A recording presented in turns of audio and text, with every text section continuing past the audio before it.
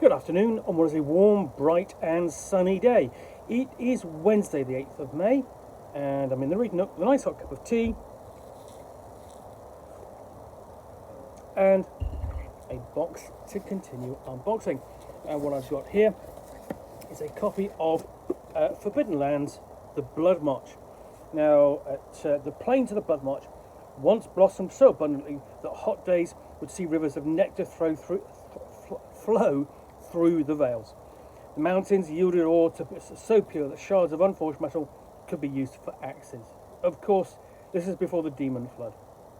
Ever since the sorcerer Zygofer had his demonic hordes lay waste to the country, the land has been dead and deserted, apart from the twisted nightmares that now roam its plains and forests. Yet there should be much treasure to find for those brave enough to face their fears. The Bloodmarch is an epic campaign module for the Forbidden Lands retro fantasy survival role-playing game describing the demon-infested lands west of Ravenland. Contents: 3 new magical disciplines, magma song, mentalism and dream magic. Rules for travels in the Bloodmarch, including 27 new random encounters. 16 new monsters, including the fireworm, salamander and hover frog. The Legacy of Horn campaign, including 10 key players, who all seek to dominate the Bloodmarch. 8 complete illustrated adventure sites, playable in any order. An epic campaign finale, giving the adventurers the chance to decide the future of the Bloodmarch. To make full use of this, we recommend the Bloodmarch map and cards pack sold separately. Okay, so Forbidden Lands is published by Freelay Publishing, and it is a role-playing game that apes the style of retro-style role-playing games of the old school Renaissance,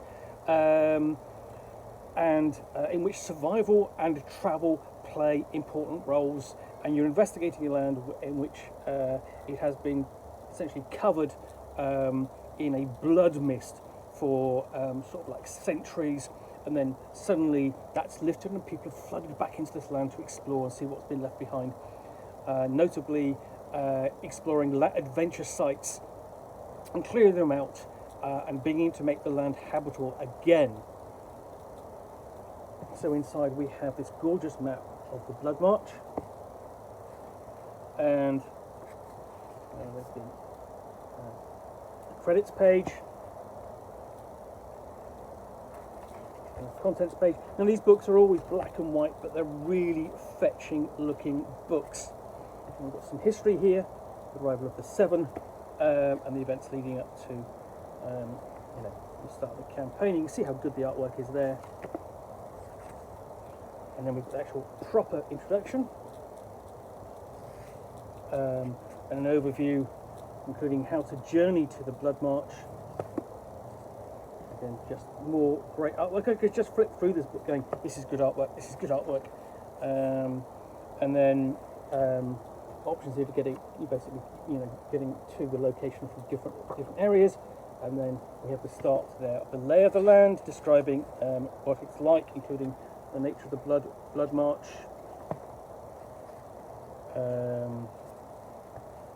the kin and gods that can be found there,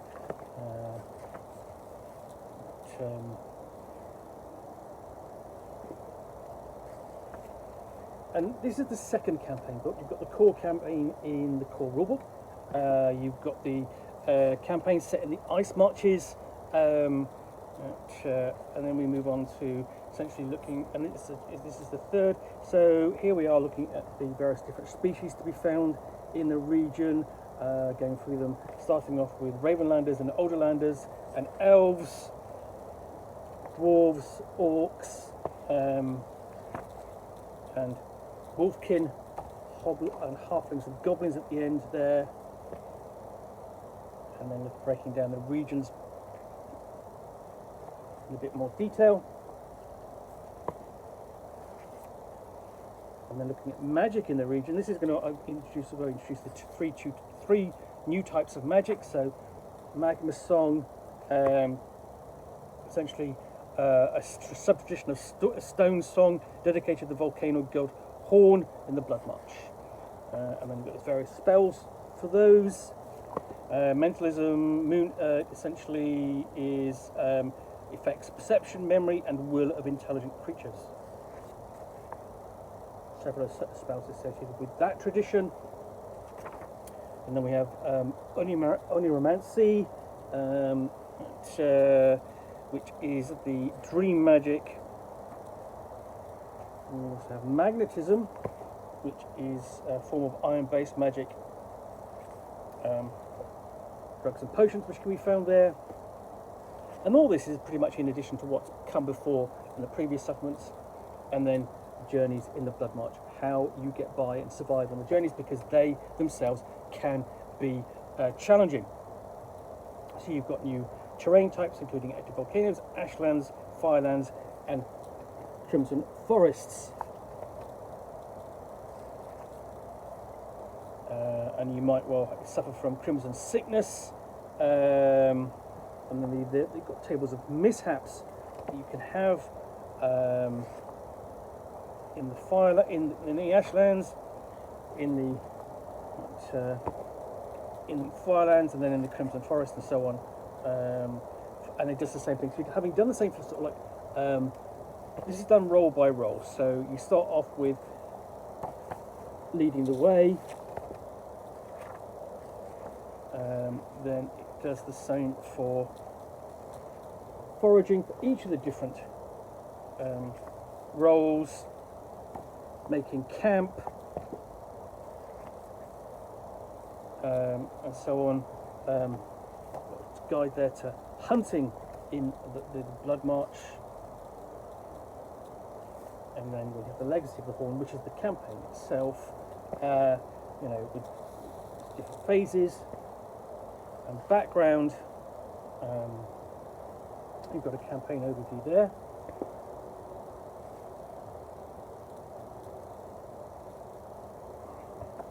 So going through it step by step, phase by phase. I've got a discussion also of the ancient history of the world, with giving a broader view of the setting than perhaps we might have had before. And then we move on to individual adventure sites. Basically this is giving you a quick overview of them, not individually listing them yet, but here we have a section on artifacts, such as the Goblet Staff of Hav, the Helm of Horn, Stella's Dragon Boot,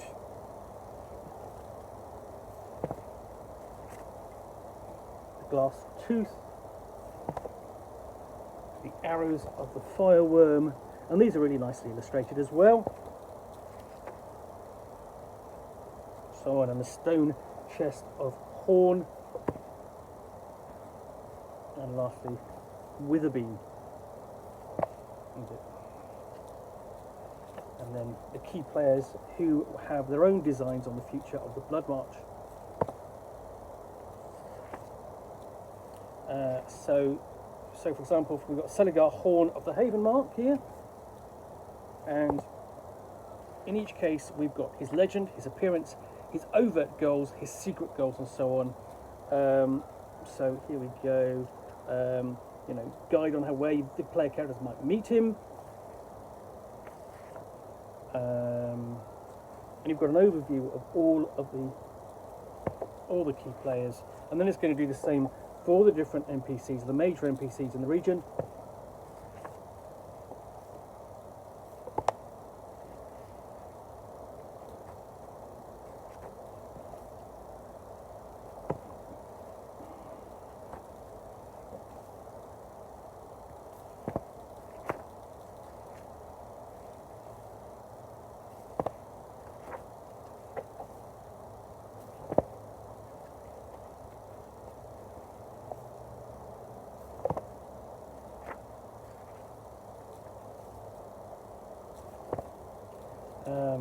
So the dream's just there. That's where dream magic is going to become important, I suppose.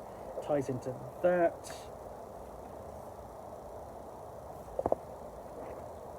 And then we have the bestiary.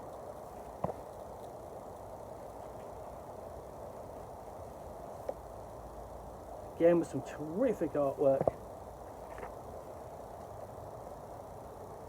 including a creature called a prune. Red elves, whom the priestess of Ashen instead have sought to reform through anatomical procedures and the pumping of blue tar into their bodies. Not the sort of prunes I approve of. And each of these creatures has got a full details of stats, descriptions, and a table of attacks, because attacks essentially are more or less random.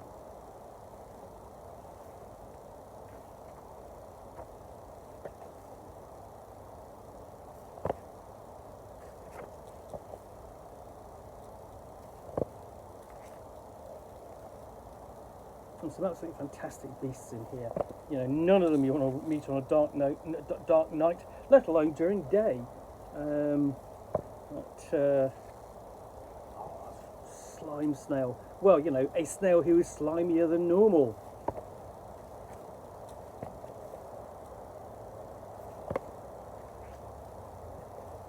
Oh, that's the hover frog.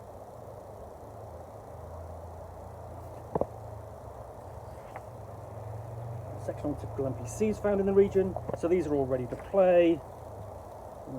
All the game master has to do is really just adjust them as necessary. Then we've got a section on random encounters. So this might be, you know, the Runaway Bride, kind of a classic story, but obviously a Bloodmarch variation upon that. Encountering slavers or the Dreamstress. So we've got a whole load of those. The Inglorious Butchers.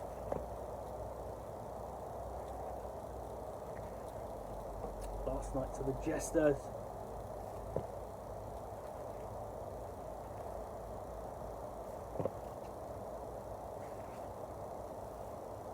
And then we move on to the individual locations. So we've got Tarragil, which is a village settlement. This is one of the first adventure sites. So in case you've got a guide on how to get there, and some background, and then what's known about it, and then individual locations within that site itself. And including NPCs, and that's the format that it's going to follow throughout the book, and that adheres to the format really set for Forbidden Lands in general. And then we have the map of Tarragil overall, and you've also got some events at the end you can throw at the player characters, and then we move on to Ashenstead, and it's going to be the same thing. You've got a better map of Ashenstead there, great big block of rock sticking up, and you've got a more detailed breakdown of what's atop that rock or butte.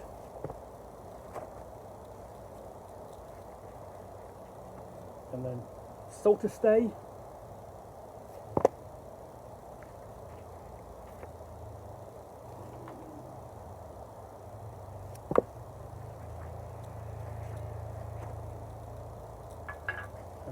And Oxengelder.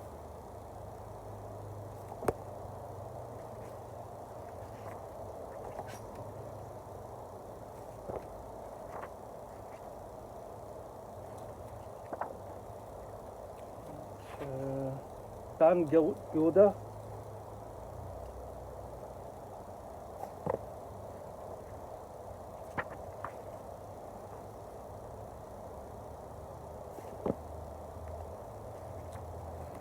Flip forward to the next. Watch the Sisters.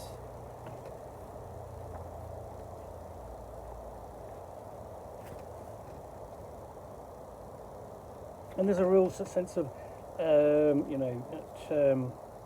rockiness and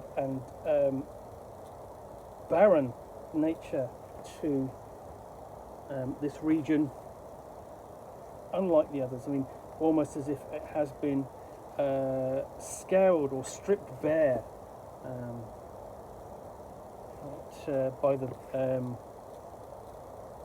by the effects of by the demon flood. So yeah,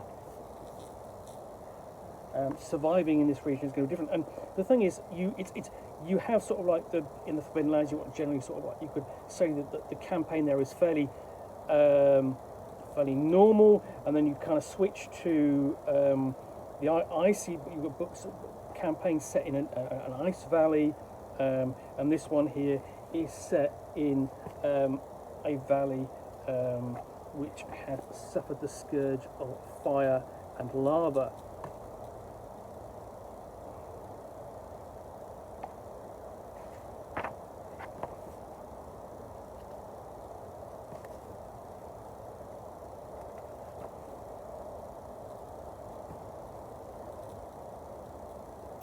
And then lastly, we've got the aftermath. What happens after the finale, after the showdown, and you've got some possible events listed, possible outcomes,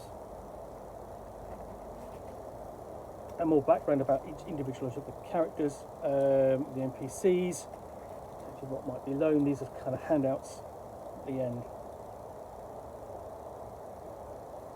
And there's the index and another map of the Bloodmarch. So yeah, that is another terrific looking book from Free League Publishing for Forbidden Lands. A complete campaign in there that'll keep you going for quite a while, and I'm really looking forward to giving this a good review. It's such a lovely looking book. Anyway, in the meantime, I hope you enjoyed this unboxing of the Nook. If you did, then please do click on the like button down below, and if you've got any comments or feedback, I do appreciate you taking the time to post those. And lastly, if you want to be alerted to get more unboxings of the Nook, where you will see me out here with box from which I will unbox a book or game, or in this case a role-playing supplement for Forbidden Lands, which I will talk about to the best extent of my knowledge for roughly 10 minutes or so, all of course accompanied by a nice hot cup of tea. Then please do click on the subscribe button down below. Thanks again for watching another unboxing of the Nook. I will be back again soon with another one. Bye for now.